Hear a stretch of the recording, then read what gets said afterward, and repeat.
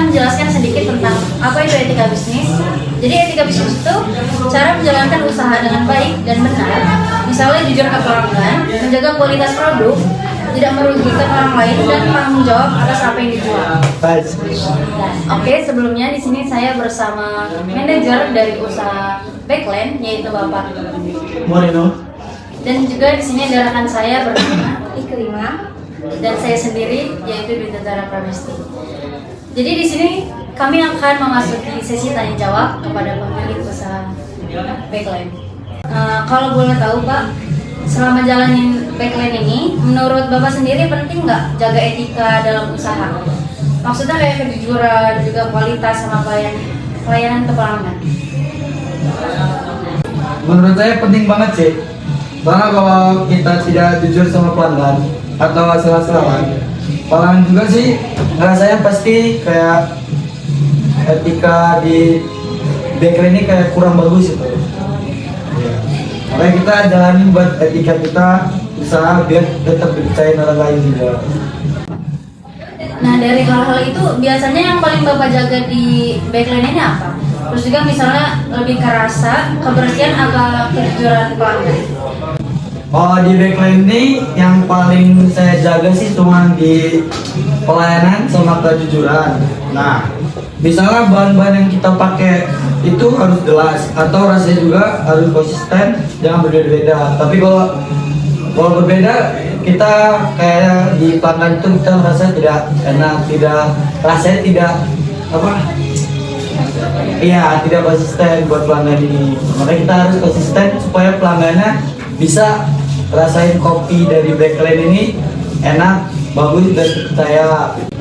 Kalau kondisinya lagi ramai banget di Backland, biasanya gimana sih cara Bapak sendiri itu tetap jaga kualitas sama kebersihannya? Soalnya kan kadang kalau lagi hektik itu suka jadi tantangan sendiri ya buat karyawan di sini gitu, Bapak ini. Kalau pas kondisi lagi rame sih memang jadi tantangan buat kita orang, kru juga, buat teman-teman. Tapi biasanya harus kita pakai cara standar kita yang sama aja sih. Soalnya kalau lagi hektik kita konsennya kita harus santai, tenang, yang penting kerjaan selesai. Terus juga kita kalau buat kualitas juga kita harus konsisten dan tetap terjaga juga. Buat kalau rasanya juga lebih konsisten juga lah. Kalau untuk nentuin harga menu di Backland itu biasanya lebih mempertimbangkan apa dari Bapaknya? Terus itu soalnya kan kadang harus seimbang ya antara keuntungan sama pelanggan juga. Kalau mau nentuin harga sih kita harus hitung dari PPN kita, habis itu HPP kita, standar kita di ibarat di kota ya. Nah, itu juga kita lihat juga kondisi pelanggan juga dari mana aja, jangan sampai terlalu mahal. Kita mah kalau harga sih standar aja mungkin di paling mahal sih 20-an. Itu juga belum termasuk PPN kita. Ya. Kalau misalnya untuk komplain dari pelanggan gitu Kak, entah rasanya yang kurang cocok atau pelayanan yang kurang, dan biasanya Kakak gimana untuk nanggepin dari komplain itu tersendiri? Kalau masalah komplain sih kita ngadepinnya, kita dengerin dulu customer apa yang dia komplain.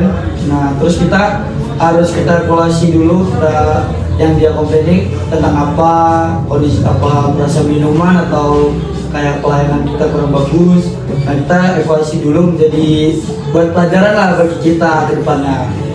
Terus pernah nggak sih Pak ada kejadian kayak salah pesanan atau kualitasnya yang kurang sesuai? Nah biasanya itu Bapak menyikapinya gimana waktu kejadian tersebut?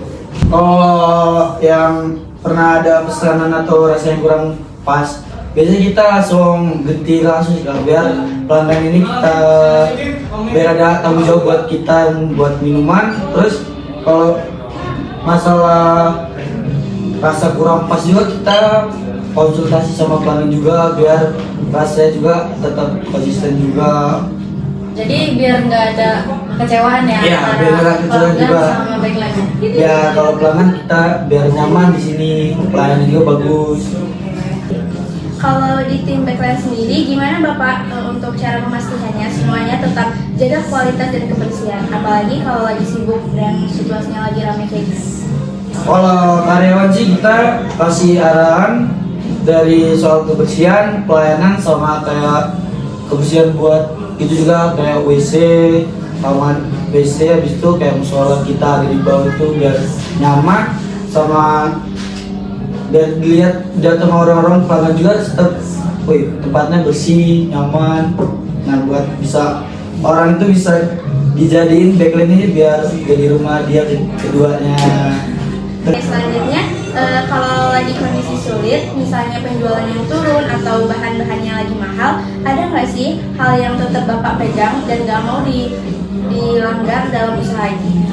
Kalau lagi sulit sih, sampai nurunin kualitas sih kita kayak ya biasa aja sih kita Kak. Terus juga kita kayak kalau lagi omset kita gitu turun juga nih Kak. Nah paling kita naikin ya kayak semacam konten-konten yang buat dari kita biar menarik pelanggan bisa datang terus dan tidak nurun omsetnya gitu. Untuk kontennya, Backline ini punya akun di sosial media mana aja Pak? Kalau buat baikkan sih kontennya baik Kak, ada di TikTok, di IG juga kita ada Kak.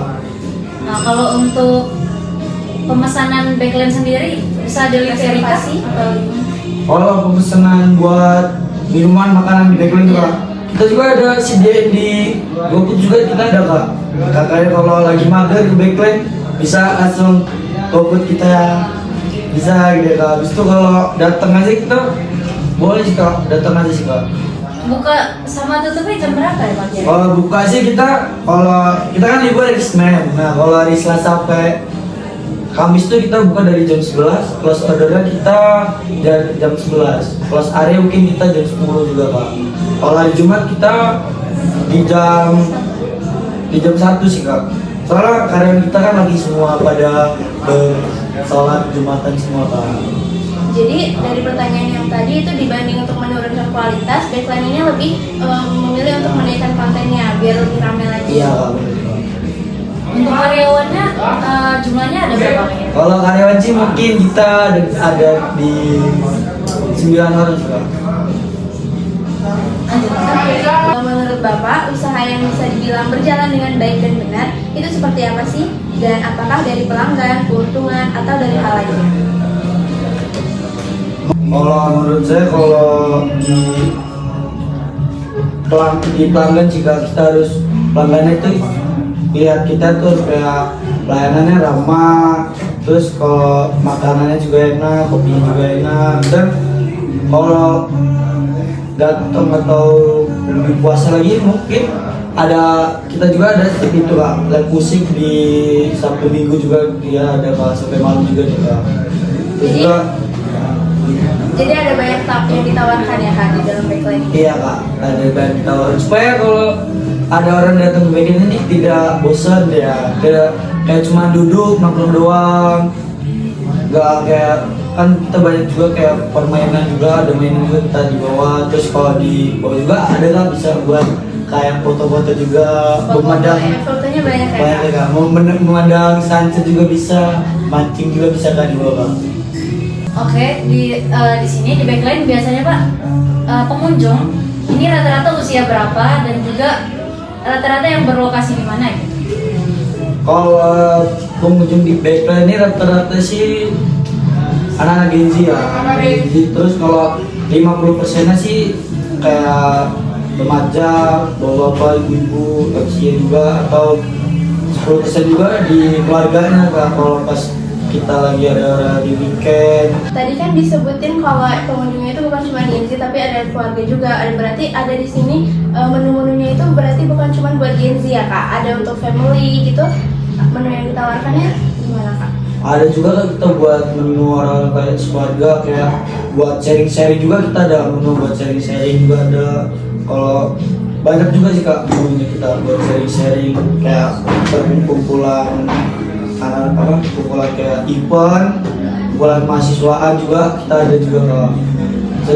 Dan kita juga kayak kalau buat kumpul mahasiswa juga kita kayak ada tertarik kita diskon juga dia ada juga Kak. Baik, terima kasih. Sekian dari wawancara kita pada sore hari ini di Cafe Backline bersama Bapak Manajer Morel. Kami akhiri. Wassalamualaikum warahmatullahi wabarakatuh. Sekian hasil wawancara yang kami peroleh dari manajer Backline Coffee and Me. Kami ucapkan Terima kasih. Wassalamualaikum warahmatullahi wabarakatuh. dadah.